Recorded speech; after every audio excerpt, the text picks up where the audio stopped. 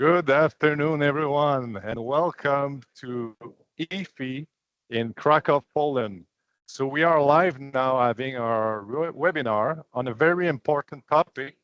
So we'll be discussing the new product launch, EBS Neo, which I'm really excited to discuss with Dr. Peter Reinders, our expert and specialist marketing manager for IS in EMEA.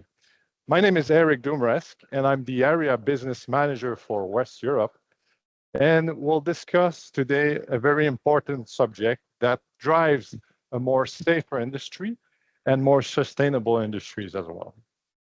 So before we jump into the topic, let me just explain that we have a QR code that you can scan now, that you can type in your questions during the discussion. And at the end, we'll have a Q&A session of 5 minutes that we'll try to target and address all these questions. So without further waiting, let's jump into the subject. And Peter, the floor is yours. Hello, everyone, and welcome to Orica's next generation EBS Neo, a new area that we want to start. So let me start with a quick site review history of GitOps site. That is ultimately was what brought us here. So more than 160 years ago, Orica or in Sweden, in Norra, GitOps, Olaf Forsell founded the first powder mill. In 1864, a few years later, Alfred Nobel came to site and founded, guess what, the first nitroglycerin company. And that was only 3 years before he made his famous invention, the dynamite, which ultimately changed the explosives industry.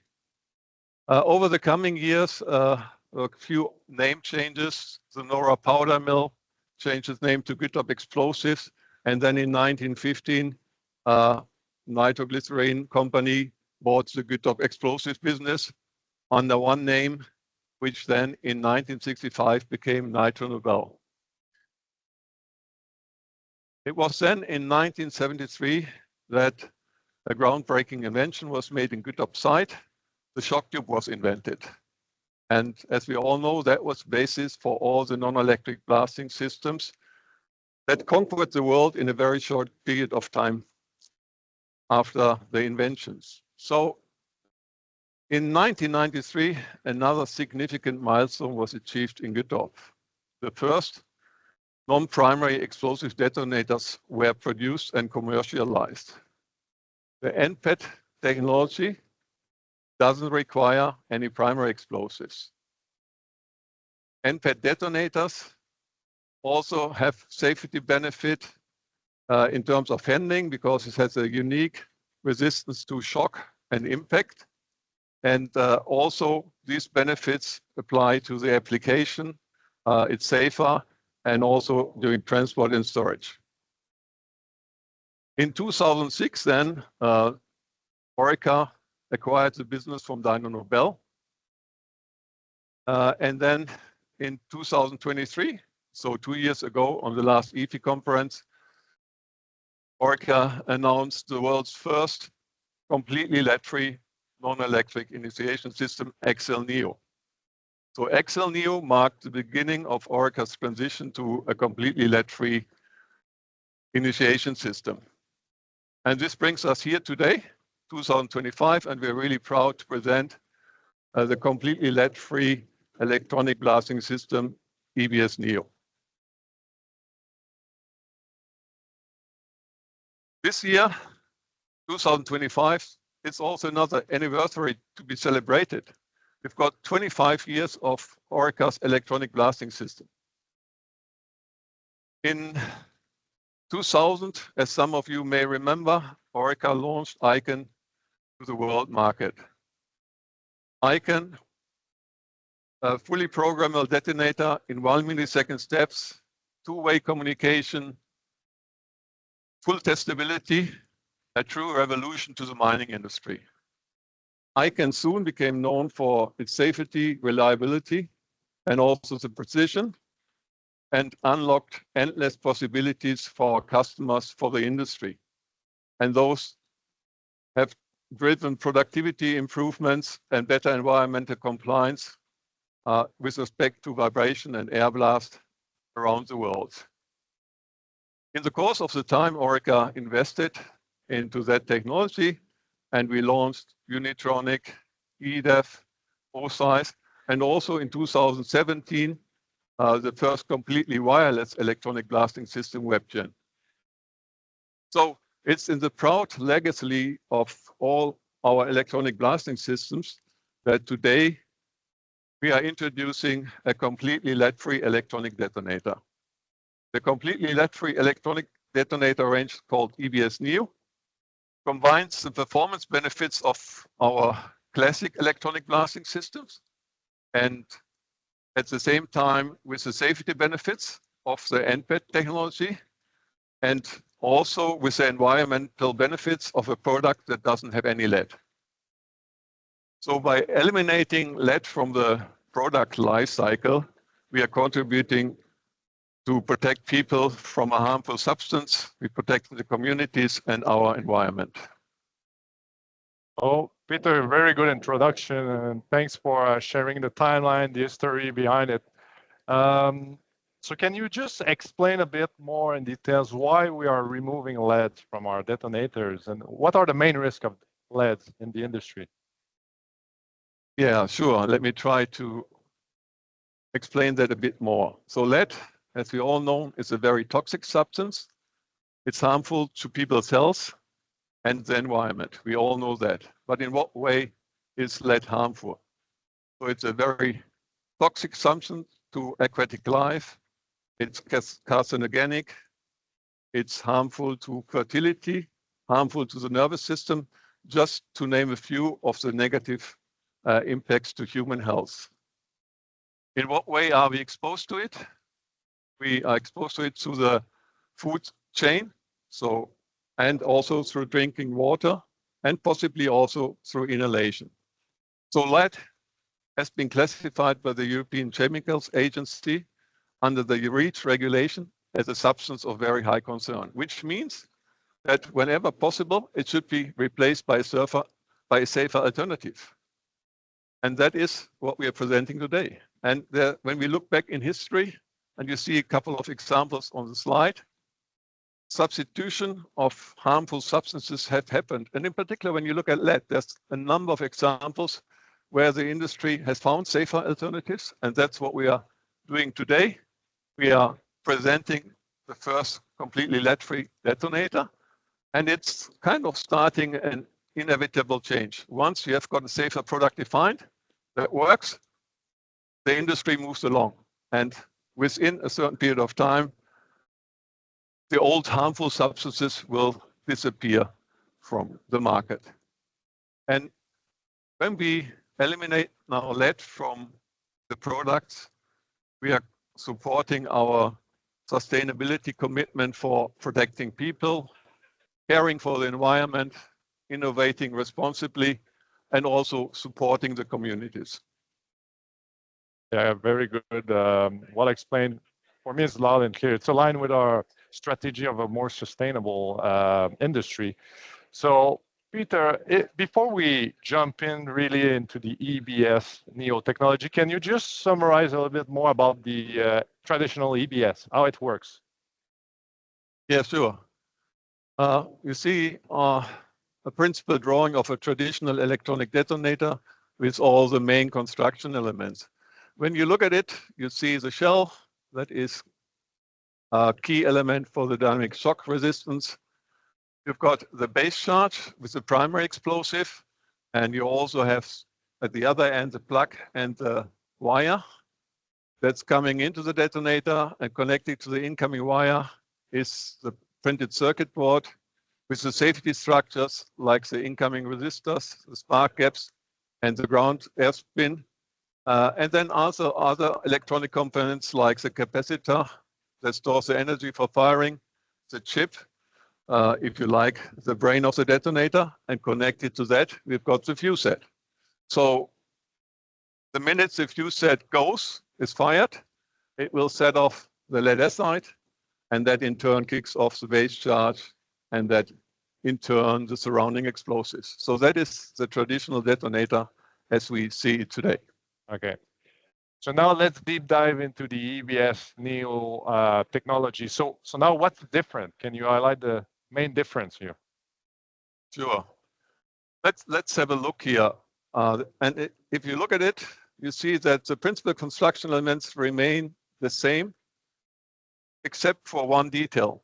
Yeah, there is, instead of the primary explosive, we have got what is called an NPET-I element.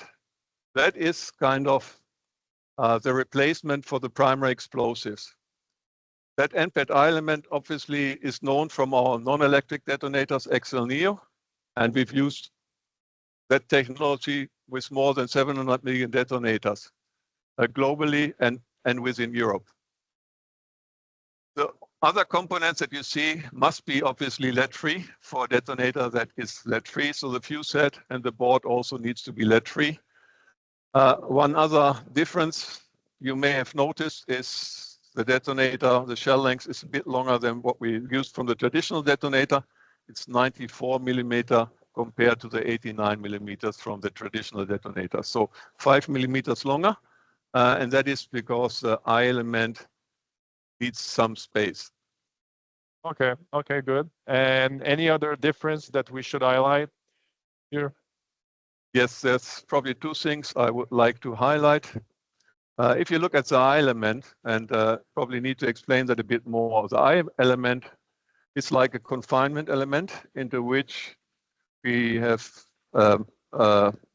pyrotechnic startup kind of mixture, and underneath you've got several layers of secondary explosives with specific particle sizes, and those help to turn the pyrotechnic deflagration into a full order detonation. So within 1 millisecond, the detonator deflagrates and turns it into a full order detonation.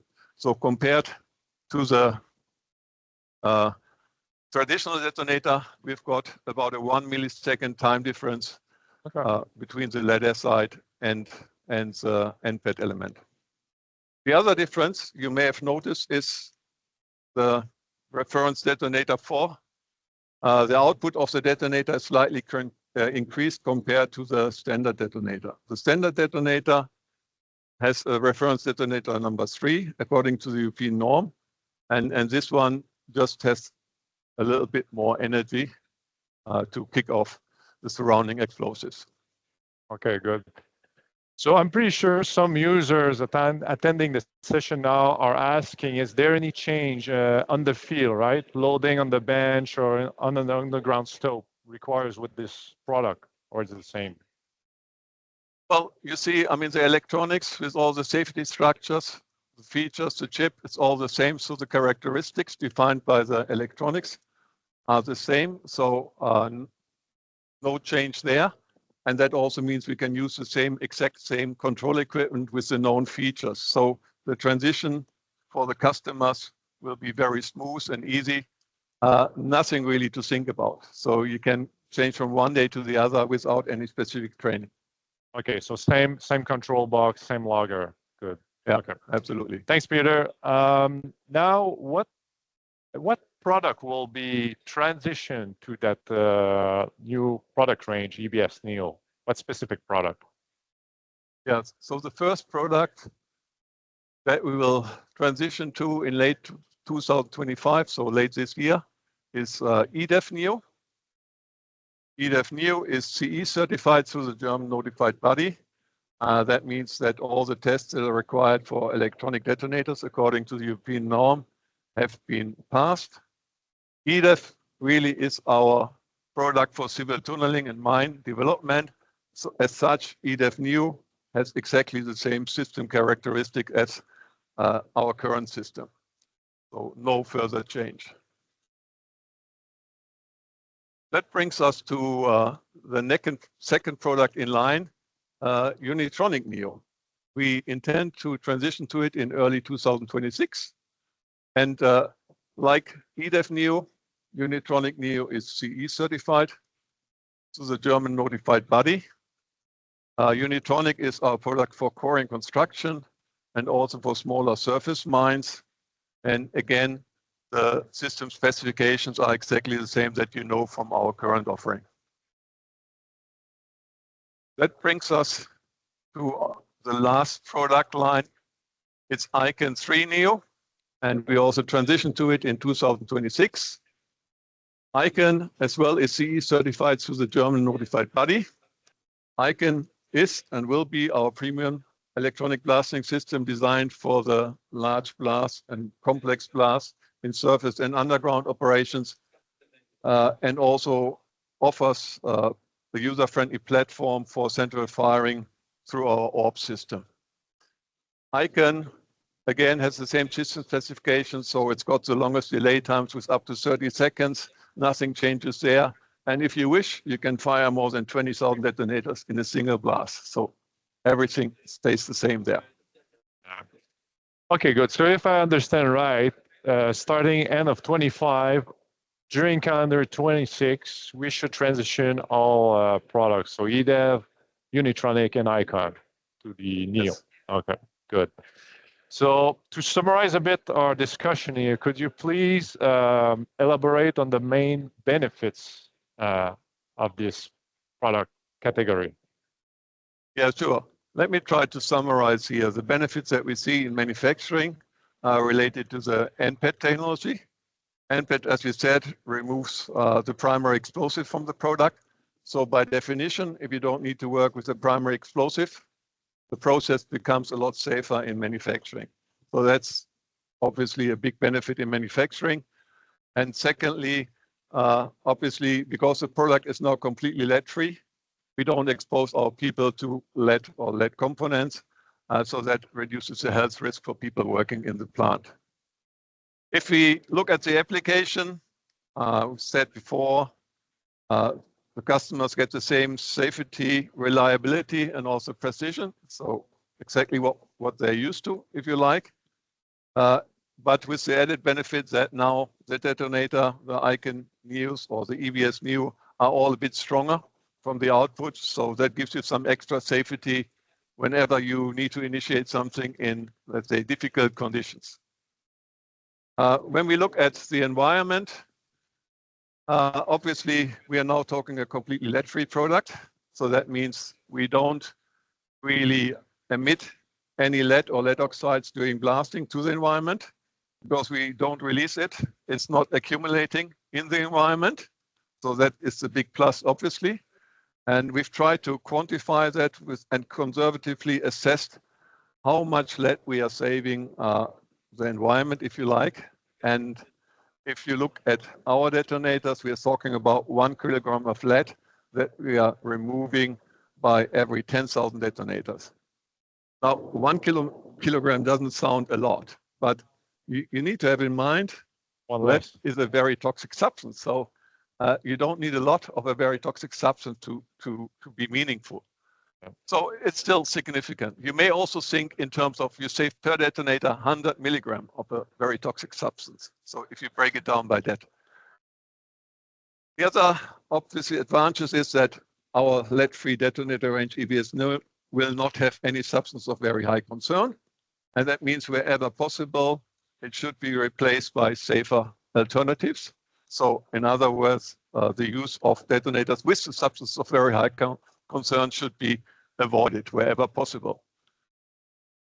Last but not least, it's kind of the European RoHS directive that requires also the detonators to be lead-free. That's coming in place in the near future. And of course, EBS Neo, because it's completely lead-free, meets the requirements of the RoHS directive. Yeah. Thanks, Peter. Really well summarized. Really glad to understand a bit about the product launch that is aligned with Orica's strategy for a more sustainable and safer future for our industry. So now I think it's time for the Q&A session. Emma, do we have some questions now coming from the audience? Let's look at this on Slido. So I will ask first, where will it be available, the product, starting in end of 25? Yeah, so obviously the first place would be the European market. That's where we are established with the products coming out of GitHub now. So that's the first place. But then if there's interest and demand and pull for the product, we are happy to take it to other markets. And we also have the option to assemble in other places if required. Okay, good. So we have a question coming. Let's see if we can bring it on the screen. All right. Would it be possible to operate the electronic blasting system at a distance of 310 meters from the international airport? That's a tricky one. Yeah, look, I mean, this is more, I guess, related to strong radio, powerful radio transmitters.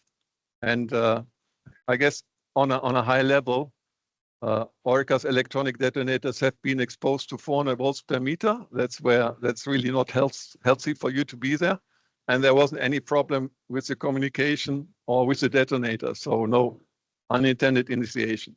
What it means now, what kind of safety distance we would recommend with the 310 meters, I think we'd probably be fine, but I'd rather would check that with our technical experts in kind of the technology department. They have got the tools then to check, but I think on a high level, we are probably fine.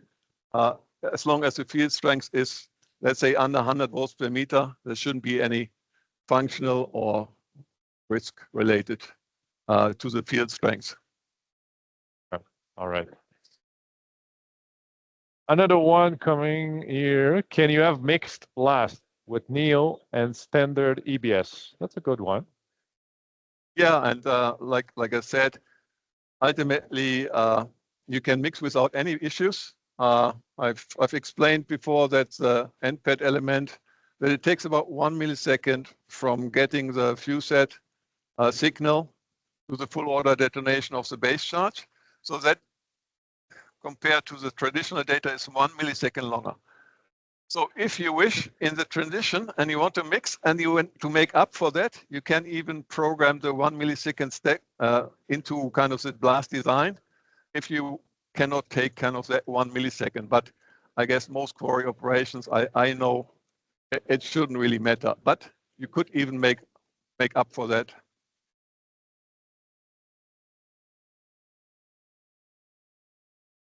All right, another one here. How much time and effort did development of Neo take? Are all manufacturers developing lead-free? Well, yeah, how much time and effort did it take? So not so easy to say, because obviously you start with prototypes of the products so many years ago, and the closer you get, the more effort and time flows into the development. So I'd say we've been working now for a number of years on getting the product CE proof and really having I think a wonderful product available that really meets all the requirements that our current systems have and combines some other benefits with it.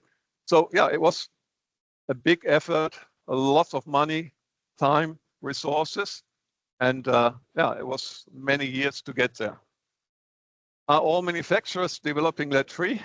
I guess we've spoken about legal requirements coming up. I didn't kind of go into details there, but there is the European RoHS directive in particular that is requiring completely lead-free electric and electronic detonators. The current timeline is set for April 26 with a transition period at least. But at the moment, the European Commission is looking at kind of an extension of that. We don't know if it's coming, but obviously it will be a legal requirement in the European market. And so if anyone wants to place something on the market, they need to be compliant. So I suppose they're working on it. Yeah.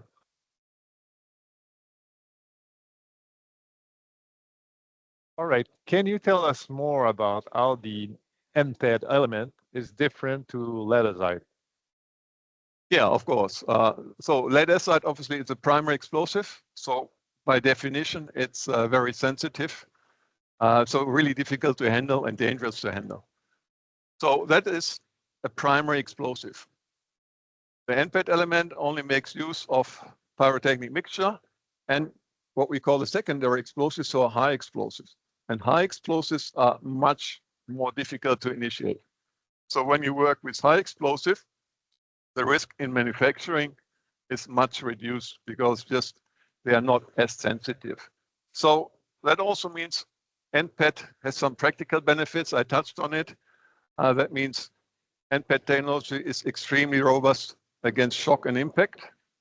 And that obviously is also a benefit in the application on the bench and also then in transport and storage. So that is just a very basic principle benefit of the NPET technology.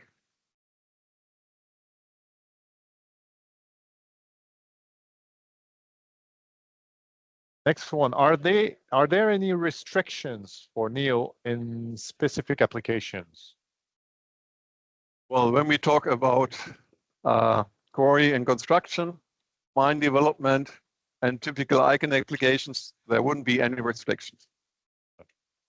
So the same application the EBS product are used at the moment can still be the same for the EBS Neo range, correct? Absolutely. Yeah.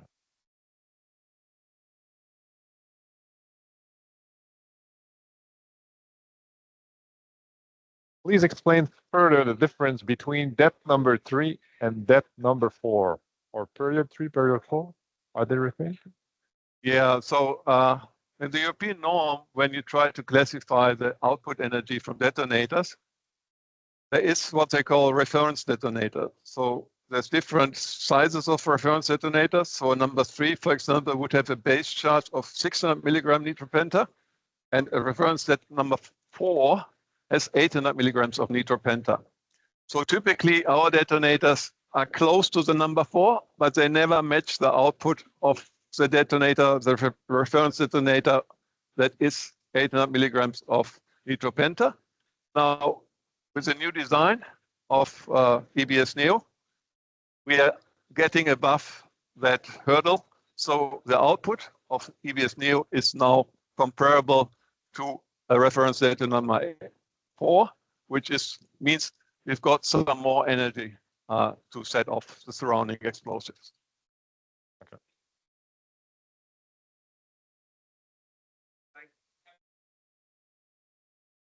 Are we seeing an overall global market shift to lead-free?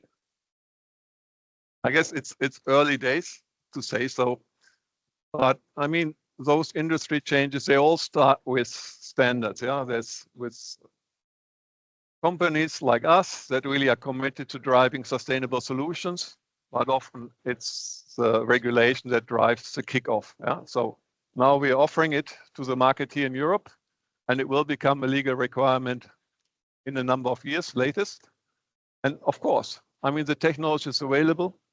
We as Orica also stand to our sustainability, but of course it will take some years, maybe a decade or two. But personally, I'm pretty convinced that in 2 or 3 decades, we only have lead-free detonators, similar to what we've seen in the history with other products. The safer alternative is there.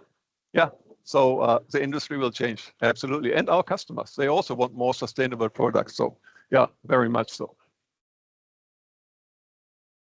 Fully agree with you. If I'm a new customer wanting to use lead-free detonators, how do I get in contact with Orica to use Neo? I guess you have a look in the local business wherever you are. I think you can contact any Orica person in the business. They should be able then to provide you with a contact in the business that can give you more details on exact timeline of availability also. But yeah, just use any Orica contact, typically the commercial team, but anyone should be able to help you. And we have like operations in many countries with local teams, so feel free to reach out. Mostly all our contacts are on our webpage as well, so we can put it in with the right hand here. The detonator 94 millimeter, that is 5 millimeter longer. Is this compatible to our current Pentex boosters? If we're talking about Pentex boosters in Europe, the answer is yes. So there's Obviously, we use different Pentax boosters around the world, all manufactured in different regions and different plants, all with slightly different definitions of the detonator dead well. But the boosters that we're using in Europe are good to go with the longer shell lengths. Okay, good. Okay. Will the longer shell not put more stress on the crimp and plug when placed inside the booster?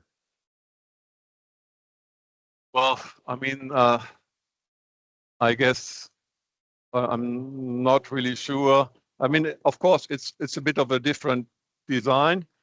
I mean, we've tested it now, also used it quite a bit, so we haven't really seen anything. The other thing is, when you look at the detonator, we now have also kind of a holding point over the base charge. So kind of the free length of the detonator is still kind of shorter than what you have with a traditional detonator. So I think this is hard to answer, and I wouldn't really know for sure. But so far, we haven't really seen any kind of negative impacts, and really don't expect anything.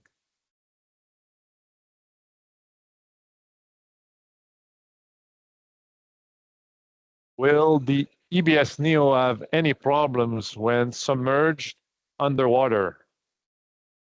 I mean, the density of our detonators is the same as with the traditional systems, so there's absolutely no problem. So I think up to 100-meter waterhead, we can typically stand. So that's the same with EBS Neo. Okay. All right. We don't have any more questions from the audience. So Peter, thanks a lot for the session. Really, really informative. I've learned a lot today. Pleasure. Thanks for everyone that joined remotely. I hope you learn a bit today about this new product offering. And we are at the booth for the next 2 days. So if you're around, please come and see us. We can discuss in more details. And have a good rest of your day, everyone. Thank you so much for participating. Thank you.